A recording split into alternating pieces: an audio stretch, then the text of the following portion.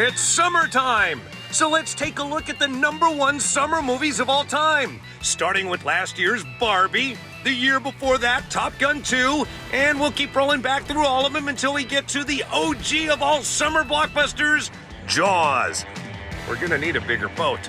All of that and more as we take a look! Yeah, take a look, summer edition. Just talking about the #1 summer movies of all time. There was a time there was no such thing as a summer box office season, a holiday box office season, until it all changed. And it changed with a movie that's near and dear to my heart. I can't wait to talk about it with comedian Steph Sanders. Hey, what's up, man? All right, he's got to catch a flight. You're playing the Greece Comedy Festival? Yes. And Greece, I'm doing a gig in Greece and I'm going to Italy. do you have to change up the humor in Greece, or does the stuff land the same as Greece? I hope not. I don't know. Hey, speaking of Greece, the #1 summer movie of 1978 was Grease. I loved it too. Totally different Grease. Did you really love it? I know. Yes, I love those songs. What's your favorite summer movie of all time? Gotta be Independence Day, hands down. We're not talking about that one. And we're not talking about Harry Potter's. Look, there's only so much show. We can't get to them all. But right now, let's talk about what changed it. There was no summer box office season until one movie came out, made box office dollars bigger than even studio projected would ever happen. And that movie was Jaws. Ooh. What does Jaws mean to you? Jaws means, not only to me, but my people. That was the year black people stopped swimming. That's not true. There were no more beach. Is that we didn't true? go to the beach anymore. I feel like there were going to be a lot more like black swimmers, like a little Michael Phelps. And that was the year it all stopped. Jaws changed the game. It changed the game for black folks. Oh my 45 goodness years later, gracious. we're still not swimming. We got 3, but that's about it. I was about to launch into how much it changed things culturally for film, but it changed things culturally in a multitude of ways. All right, let's talk about my favorite scene from that movie. It's probably the most quoted line. We're going to need a bigger boat. That comes from this.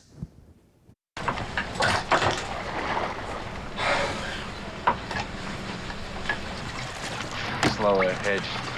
I can go slow ahead. Come on down and chum some of this.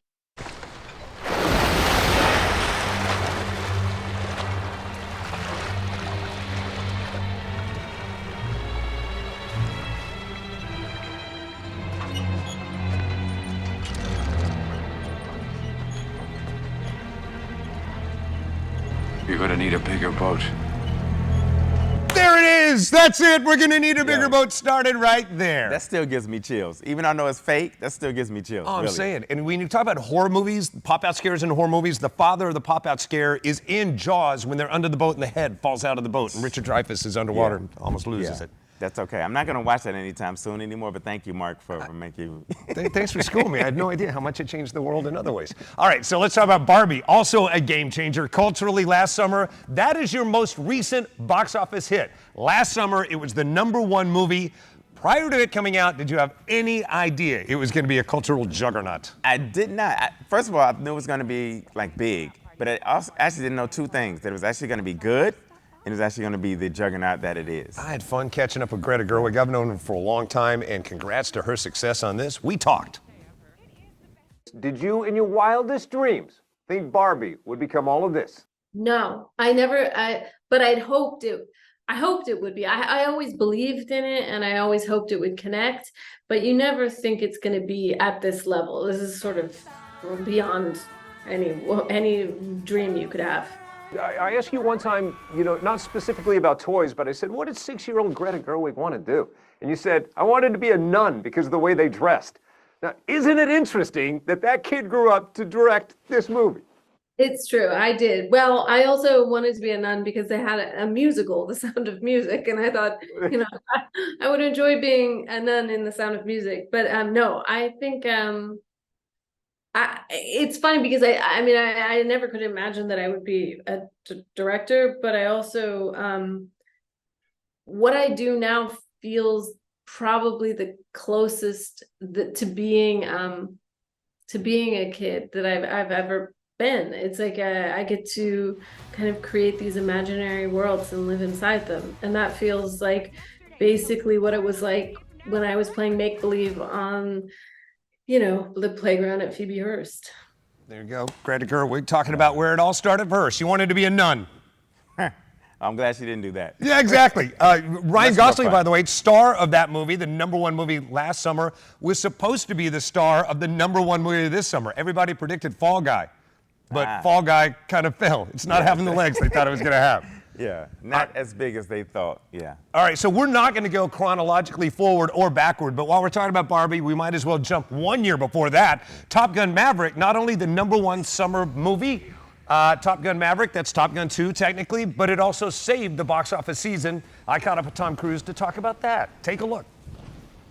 Tom Cruise, what are you doing here? Yeah, we're at the Smithsonian, man. We're here for mission. Yeah, no kidding. You know, and as I look around, look, there's the lunar lander over there, the Spirit of St. Louis up there. I know. What is it about that spirit of adventure that you have in common with those guys? Incredible. You know, I love aviation since my whole life. Since I was a little kid, I'm a pilot. And, you know, I just don't know. I mean, it's just who I am. I was always climbing trees to the top of them in the windy days, and you know, couldn't wait to skydive and learn how to fly and drive and ride motorcycles. Speaking of the skydiving, some of the most remarkable cinema I've ever seen in this movie. Thank you. And that's you. When we see you running and jumping, you may be breaking legs, but you're not putting your life at risk because there's usually a cable. When you're skydiving, it's all on you. Yeah. And even with the cables, I mean, some of that stuff is very intense, and definitely the skydiving also. It was exciting. It was exhilarating. But we're like tight on your face, and you're not doing it to tell the press that you did your own stunt. You're doing it to make a better movie. But how do you act when you know your life is at stake? You know, that's the trick also. It's interesting because when you're doing it, whether I'm driving a motorcycle or a car or flying a helicopter, you know, a lot of times I'm having to set the frame myself if I'm coming up to a camera, and it is acting. It's just, you got to just be in the moment, be in performance, but also have enough control of the vehicle or my body to be able to do both. I chased you around Sevilla, Spain with that was Cameron fun. That Diaz was for really like fun. 8 hours. That was fun that for was you. a great day. This is what I want to say. That was For a great 8 day. hours. That was a really fun day. Anybody else would say that it's grueling, but you came out of it at the end of an That was 8-hour so day much saying fun. it was joyous. Yeah, we had a great time. Yeah, that was a great time, wasn't it? And that's what goes into making great movies. Keep it up, Thank pal. you so Hey, much. wait, hey, Thank did you. you guys say hi to Tom Cruise? I was like that. Anytime I see a star that like they wish he would come over to them, I almost make them go over to the people love that. hanging out over there.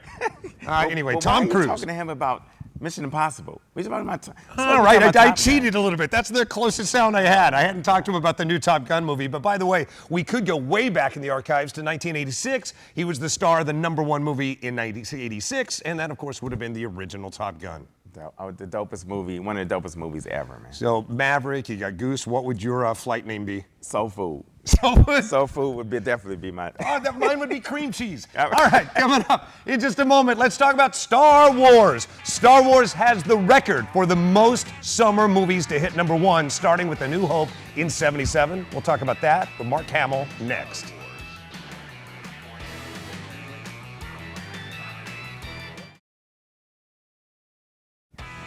Hey, welcome back to Take a Look. My name is Marcus Allen. I almost forgot my own name. I'm Marcus Allen. That's comedian Steph Sanders headlining the International Comedy Festival in Greece next month. So if you're in Greece, go ahead and check it out. And my quick way to tie it into this show where we talk about summer movies, Grease was the #1 summer movie of 1978. Totally different Grease.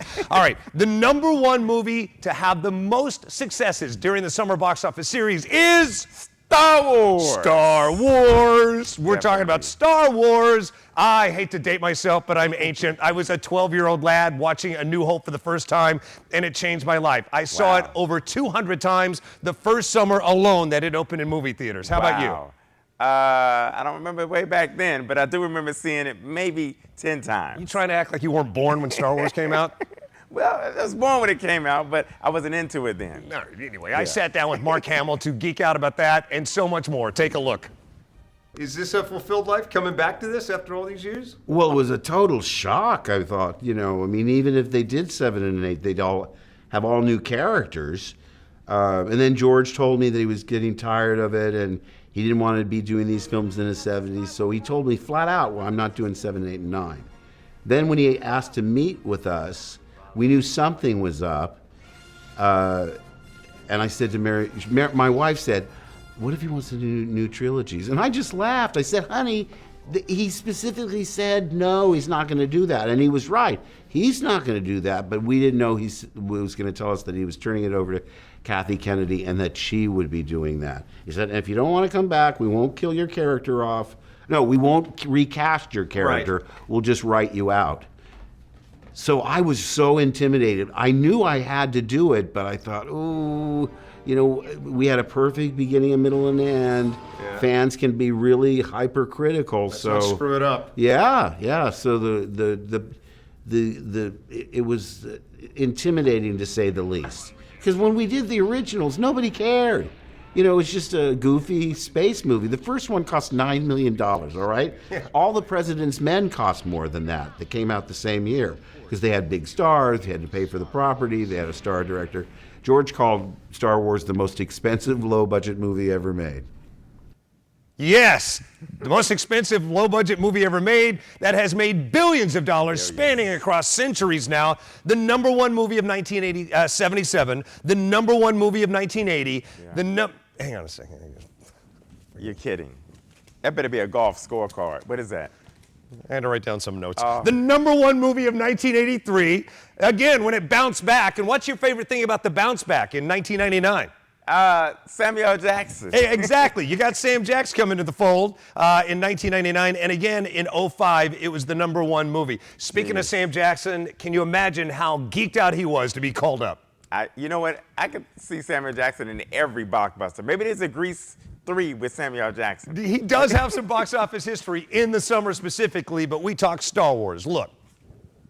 People don't realize this going into it. They should, that you're on the level with Yoda. You're pretty much we're matched with him. Yeah, pretty much equals in a sort of way. But I actually still refer to him as master sometimes. But we do have a different relationship than the majority of people on the Jedi Council or the other Jedi. We talk personally and try and solve problems among ourselves. Is that cool to be sitting there talking about Jedi and using the word we?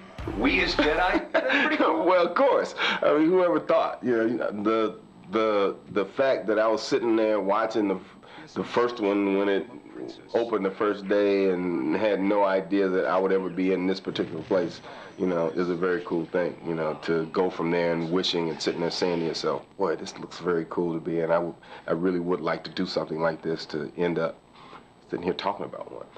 That's so awesome. You know what's wild there is that my footage of Sam Jackson almost looks more ancient than the footage of Star Wars. Yeah. All right, you know, he talked about how lucky he was to be in George Lucas' Star Wars. George Lucas should feel lucky to have him in his movie because who is the highest box office dollar draw of any summer movie star? Samuel Jackson. Exactly. Back to my cheat sheets, because if you think about Avengers, and for that matter, all the Marvel movies that he's been in that opened in the summer, Summer of 12, Sam Jackson. Summer of 13, Gee, Sam Jackson. Summer of 16. Sam Jackson. 18. Sam Jackson. And back with the Avengers for the final one in 19, Sam Jackson. All right. I'm so exhausted after that. So many movies. Darla, where are we going next? All right, Pirates of the Caribbean. Not just one Pirates of the Caribbean, but Johnny Depp knocked it out of the park a few times himself. Coming up in a moment, we will go deep into our summer movie special, Talkin' Pirates, when we take a look. Next.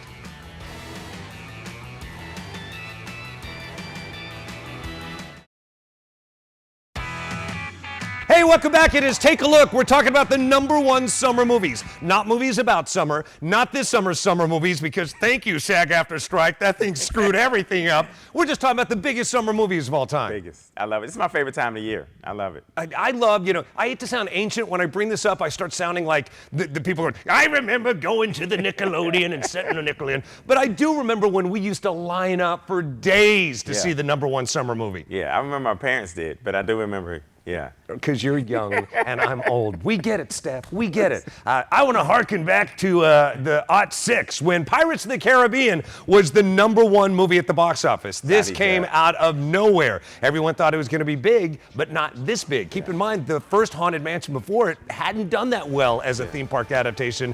Pirates fixed all of that. Killed it. Killed it. Johnny Depp. And who doesn't love Johnny Depp? I mean. Had a chance to catch up with him. He is jazz cool now. He was jazz cool then. Take a look. There were many scenes where CG is going to take care of a lot of the action. Just as many where CG had nothing to do with it. The big wheel, the bone cages. Talk about this. Oh man, the big wheel was like, you know, it was truly one of those moments where you arrive on set and they say, you know, they tell you what you're going to be doing, and your first reaction is, you've got to be kidding me. I mean, you've just got to be kidding me. Right. Because you know, I mean, I've done some very strange things on film, you know, over the years, but you know, when they say, okay, we're gonna bind your feet and strap you into this wheel, and then they're gonna roll you down this kind of bumpy road for the next few days while you're sword fighting. Sure. Yeah, it's a hard thing to get a hold of. Johnny Depp's Jack Sparrow, the #1 summer movie for the year '06, came back with a sequel the next year, '07, also the #1 movie. What are you laughing One at? of the coolest guys ever. And I bet he didn't know he was going to be interviewed by Rod Stewart's nephew. Because you look like... Are you talking about my hair? Yes. My hair. Oh, my goodness. I look like if there was a bad Operate Boy musical about the Fall Guy, that's That what would be the it, hair would yeah. look like. You know who knew me when I had that hair? A guy who went on to become one of the board of directors of the Critics' Choice Association, the most influential board of critic members in North America. Sean Edwards joins us Coolest now. guy in the world. Hey, what up, Sean? What's going on, guys? How you doing? Yes, it's summertime, and I love it. Yeah, let's talk about this. We started the show talking about Jaws, which launched the whole summer box office phenomenon in 1977. Jump forward, 10 years later, Beverly Hills Cop 2, your favorite movie for the summer.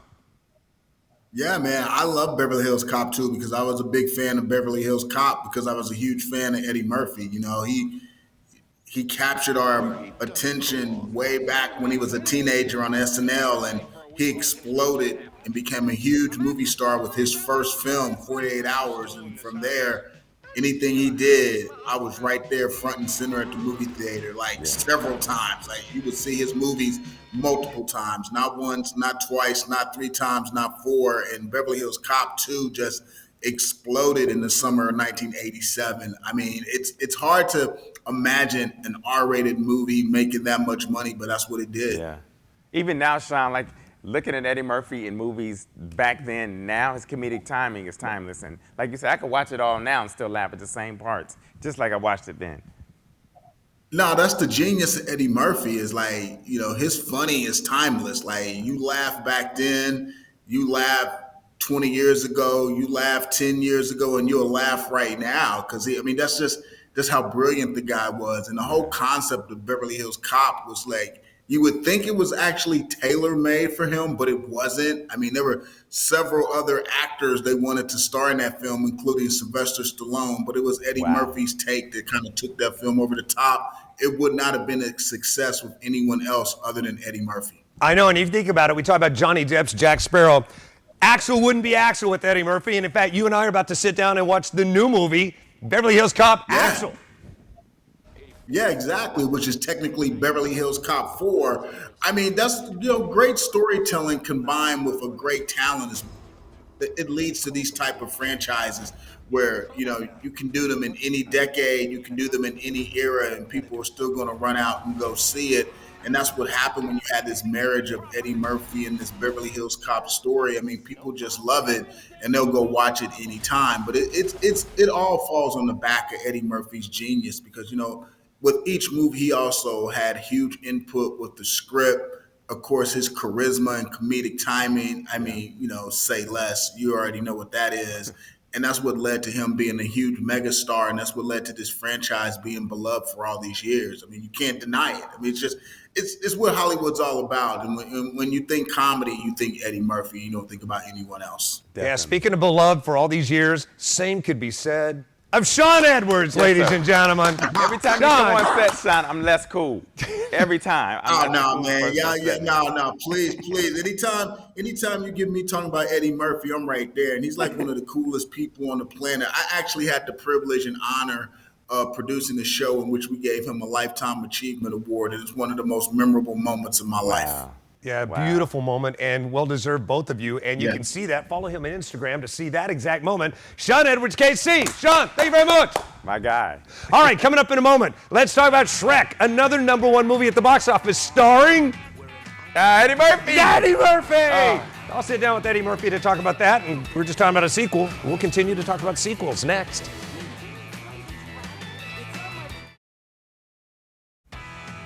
Hey, welcome back. It is Take a Look. Thanks for hanging out. I'm Marcus Allen. It's world-famous comedian Steph Sanders opening the International Comedy Festival in Greece in like a few days. Yes. Talk about summer. Not a bad summer gig. Not a bad summer gig, yeah. Greece and in Mexico City, so. I can't keep up with you. Well, be watching movies when you're over there. I want to find out what's hitting in Greece and Mexico City. In the meantime, biggest summer movie of '01 was Shrek. We were just talking about Eddie Murphy and Beverly Hills Cop, the #1 movie of '87. Now we're talking Shrek. Did you love it? I loved it. I mean, who didn't? This is iconic. Shrek, come on. I was talking about with Josue and saying every time I hear it, that's a nice boulder. I laugh every time, decades later. I talked to Eddie about that and its sequels. Take a look. So did you know pretty early on with Shrek 1 you'd come back for 2? Or was it after Jeffrey Katzenberg said, does $10 million sound pretty good to you? No, that all happened way down the line from Shrek 1. Shrek 1, when you're doing it, you don't know. You don't know what those, so many cartoons come out, you don't know which one the audience is it's gonna connect with an audience. I really, after the movie came out and I saw it, actually before it came out, when I saw the movie, I was like, hey, this is really, I didn't know it was gonna be like, this is really cool. Then when it came out and it had the effect on people that it had, it was like, oh, wow. And the sequel was a no-brainer. Right. If I do a movie that's really, good, I'll do a sequel to it. I'm Eddie's sequel. Of course. Then it pays off pretty good for it. I'll do a sequel to a movie. Why don't you guys go ahead? I'll park the car.